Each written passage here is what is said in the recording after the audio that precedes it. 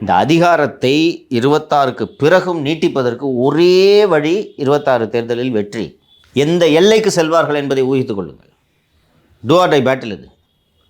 முதல்வர் இன்னும் அடுத்த தேர்தலில் இப்போவே துணை முதல்வரை தூக்கி உட்கார வச்சிட்டாங்க. அடுத்த இதில் அவர் செயல் முதல்வர், இவர் தான் முதல்வர் என்று நடக்கக்கூடும். ஸோ அதுக்கு இது ஒன்று தான் எலெக்ஷன் விட்டானா இன்னும் அடுத்த 5 வருஷம் என்ன வேணாலும் நடக்கும். கட்சியே இருக்காது. கனிமொழி ரெபல் பண்ணி வாய்ப்பு இல்லை, இருந்தாலும் நான் என் விருப்பத்தை சொல்லிக்கிறேன். ஓகே, கனிமொழி ரெபல் பண்ணி உடைக்கலாம் கட்சியை, எது வேண்டுமானாலும் நடக்கலாம். கையில் பவர் போச்சுன்னா இன்றைக்கி இருக்கிற திமுக கட்சியினர் இப்படியே விசுவாசமாக இருப்பாங்களே.